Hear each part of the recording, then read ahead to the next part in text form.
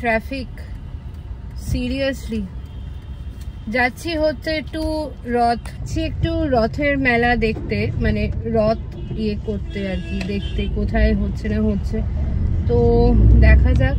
Turn left at Guruste crossing onto Guruste Datta Road. সাথে থাক।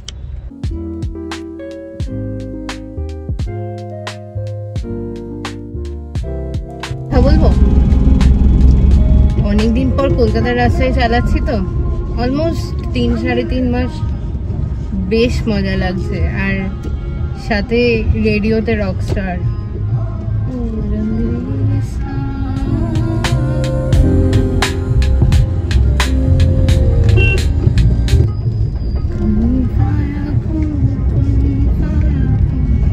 চলো পৌঁছে তারপরে আবার ভিডিও অন করছি। বৃষ্টি হচ্ছে কন্টিনিউয়াসলি, আর বৃষ্টির দিনে মানে সারা বছর যে বৃষ্টি হবে বা গরম পড়বে পুরীতে বা কিছু, বাট দেন এই সময়টা মানে এই সময়টা আর কি, এই যে রথের দিন বৃষ্টি পড়বেই। কারণ বলা হয় যে জগন্নাথ দেব বৃষ্টি সারা বছর ধুলো ময়লা রাস্তা হয়, জগন্নাথ দেব তার নিজের ভক্তদের জন্য বা ভক্তদের সাহায্যে বৃষ্টি দিয়ে, ন্যাচারাল ওয়াটার দিয়ে পুরো মানে রাস্তা সাফ করে দেন, যাতে কারুর কোনো অসুবিধা না হয়। আর রথের দিন বৃষ্টি হবেই। এর থেকে বোঝা যায় যে স্পিরিচুয়ালিটি আর ঈশ্বর আমাদের কতটা বিরাজমান এই পৃথিবীতে, তাদেরকে উপেক্ষা করে কোনোদিনও কিছু করা যায় না। তো কন্টিনিউয়াসলি বৃষ্টি হচ্ছে, ঝিরঝির করে বৃষ্টি হচ্ছে, আর সত্যি গাড়ি চালাতে খুব ভাল লাগছে। খোঁজাখুঁজি করবার পর পেয়ে গেছি রাস্তা অ্যালবার্ট রোডে। অ্যাকচুয়ালি অনেকগুলো রাস্তা ঘুরে আসতে হয়েছে, কারণ প্রথমত হচ্ছে রাস্তাগুলো বন্ধ, ওয়ান ওয়ে। তো চলো ঢুকে পড়ে। সাজিয়েছে, প্রত্যেক বছরই সাজায়, বছর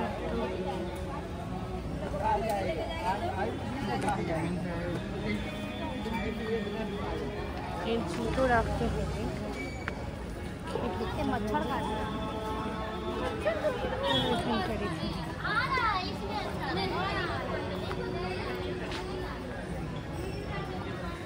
এখানটা রেখে দিলাম।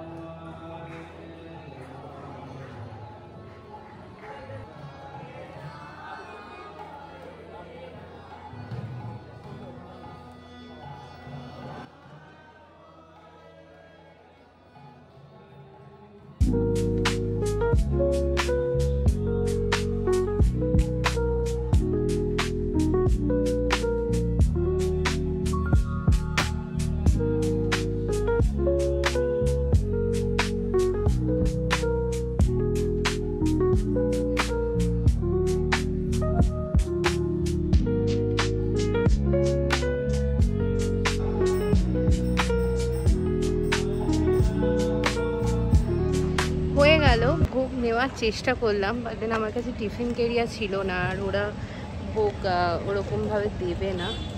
তো একটা টিফিন কেরিয়া আমি চেষ্টা করছি টিফিন কেরিয়াটা পাওয়ার, বাট দেন কোথা থেকে নেব? এখানে কোথাও কোনো জায়গা নেই যেখানে আমি টিফিন কেরিয়া কিনতে পারবো।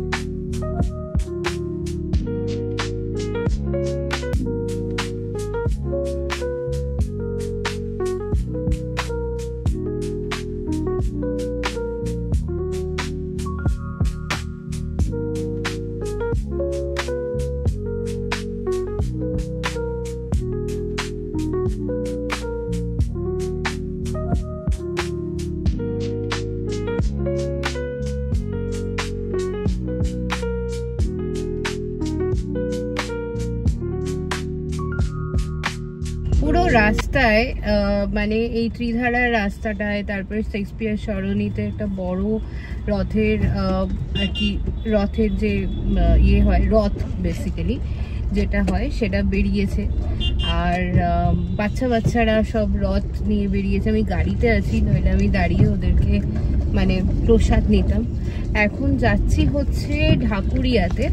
ওখানে প্রত্যেক বছর মানে আমাদের ছোটবেলা থেকে আর কি প্রত্যেক বছর ওখানে একটা রথবাড়ি আছে, ফেমাস ফর রথবাড়ি আর কি, ফেমাস রথবাড়ি।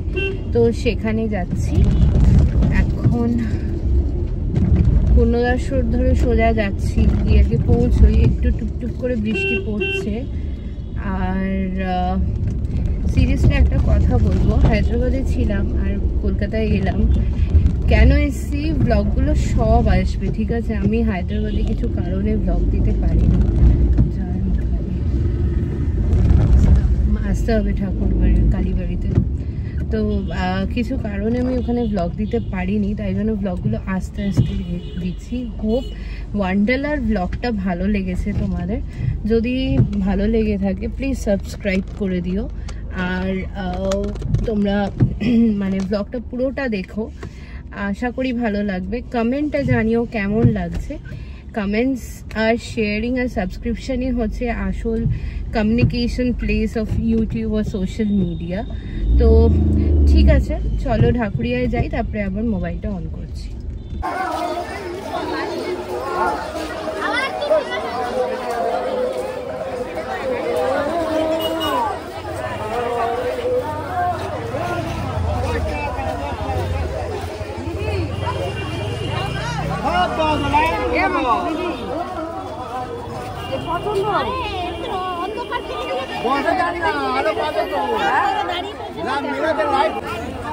মেলায় আজকাল এসবও বিক্রি হচ্ছে।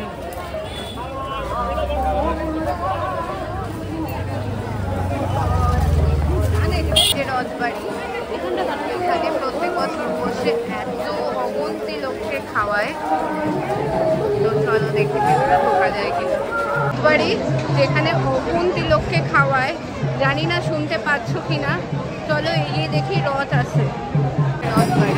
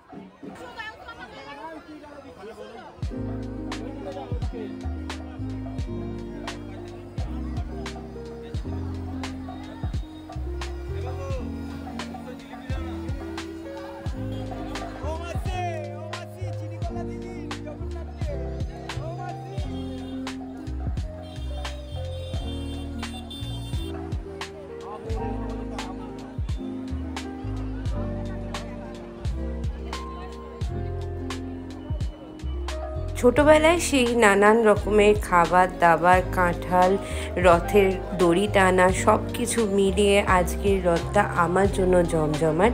বাবা দিয়েছিল 200 টাকা পাবনি, সেই দিয়ে কিনলাম জিলিপি, ঘুগনি, পাঁপড়, আরও অনেক কিছু বাড়ির জন্য ছোট ছোট জিনিসপত্র যেরকম রথের মেলায় পাওয়া যায়। আর চপ, মুড়ি আর এরকম সুন্দর মিষ্টি দিয়ে শেষ করলাম আজকের রথযাত্রা। যদি এই ভিডিওটা, এই ব্লগটা তোমাদের ভালো লেগে থাকে তো প্লিজ শেয়ার করে দিও, লাইক করে দিও, সাবস্ক্রাইব করো আর সাথে থেকো আমার।